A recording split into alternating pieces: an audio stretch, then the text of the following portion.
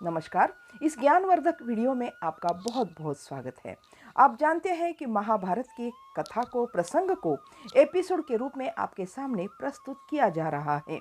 अब ये सुशर्मा जो शल्य राजा के दरबार में आता है, तब क्या बातचीत होती है और उसका परिणाम क्या होता है, इस वीडियो में आप देख सकेंगे। चल रहा है भाग 11। इसके पिछले वीडियो में आपने देखा कि सुशर्मा मध्य प्रदेश जाकर शल्यराज के बेटे रुकमरथ को यह सिखाकर आता है कि युद्ध में कौरवों का ही साथ देना चाहिए।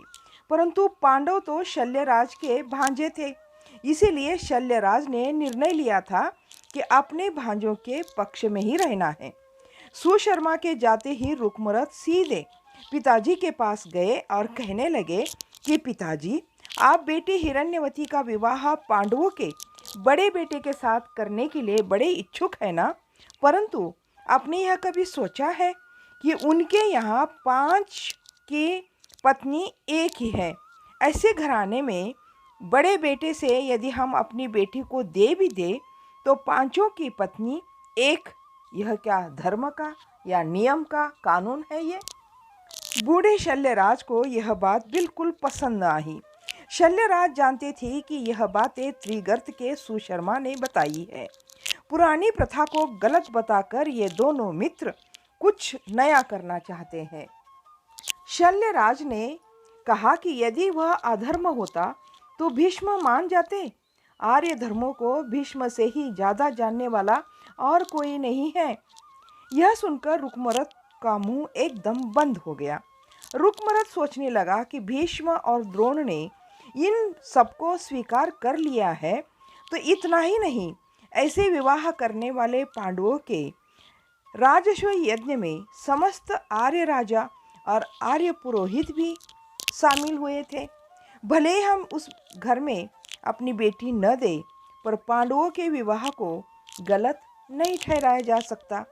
राजा शल्य ने कहा, रुकमरथ, पांडवों के घर बेटी नहीं देना चाहिए, ऐसी बात तुम्हारे कान में तुम्हारे मित्र ने डाली होगी ना?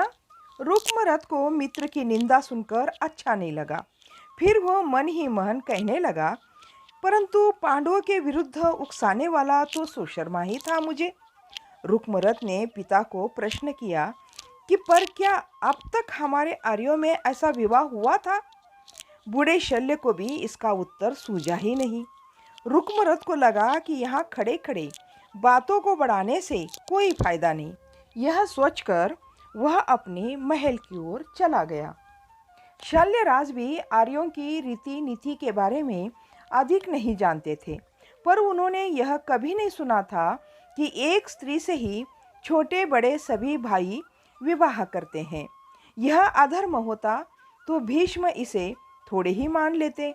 शल्यराज सोचने लगे, पांडवों ने राजस्व यज्ञ किया तो कितने राजे देश विदेश से पधारे थे, इसलिए यह विवाह धर्म सम्मत ही होना चाहिए। ऐसा विचार करते करते बूढ़े शल्यराज अपने अंगरक्षकों के साथ रथ पर चढ़कर मैदान में शास्त्र अभ्यास के लिए चले गए। वर्षा अधिक बढ़ गई थी, इसीलिए रथ के चक्र मिट्टी में धंसते जा रहे थे। केवल 50 क्षत्रिय युवक धनुष्य बाण का अभ्यास कर रहे थे। शेष लगभग 50 लोग बर्छी फेंकने का अभ्यास कर रहे थे। राजा को आते देखकर सब आपस की बातें बंद करके व्यवस्थित ढंग से अभ्यास करने में लग गए। सबके पसीने से लथपथ शरीर ऐसे चमक रहे थे मानो तेल मालिश किए हो। शल्यराज का दासी पुत्र शलक उस अभ्यास का निरीक्षण कर रहा था।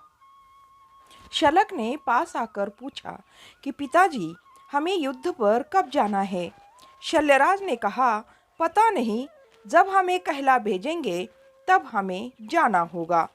शलक ने कहा, पिताजी, ये सब बड़बड़ा रहे हैं कि पता नहीं युद्ध होगा भी नहीं की, तब हमें क्यों बेकार में रोज अभ्यास कर करके थकवा रहे हैं?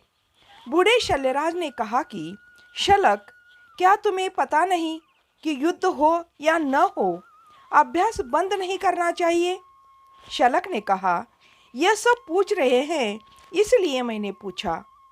वहाँ युद्ध का प्रशिक्षण पाने वाले सभी को पता था कि वर्षा काल बीतने तक तो युद्ध नहीं होगा। शल्यराज वहाँ से रथ को लेकर आगे बढ़ गए।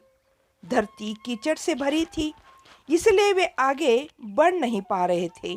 जाते जाते शल्यराज सोचने लगे, यह सब मेरे नियंत्रण में ही है। मैं शल्य हूँ ना। शल्यराज में एक तरफ रथ खड़ा कर दिए और फिर सोचने लगे, कई बहनों की एक पुरुष से विवाह सुना था, पर कई भाइयों का एक स्त्री से विवाह करना नहीं सुना था। फिर थोड़ी ही देर में वर्षा के लक्षण दिखाई पड़ने लगे और वह स्वयं रथ चलाकर महल की ओर चले गए। इस तरह मध्य प्रदेश शल्यराज के दरबार में यही चर्चा हो रही थी जब से सुशर्मा आकर के गए थे कि कई भाइयों की एक पत्नी कैसे हो सकती है और ऐसे घराने में हिरण्यवती को कैसे देना चाहिए। तो आपको ये वीडियो कैसा लगा? अच्छा लगा तो लाइक शेयर कमेंट ज़रूर करें और नए हो तो सब्सक्राइब करके हमारा प्रोत्साहन बढ़ाइए। और मिलते हैं अगले वीडियो में, अगले भाग को लेकर हम उपस्थित हो जाएंगे। धन्यवाद। जय हिंद।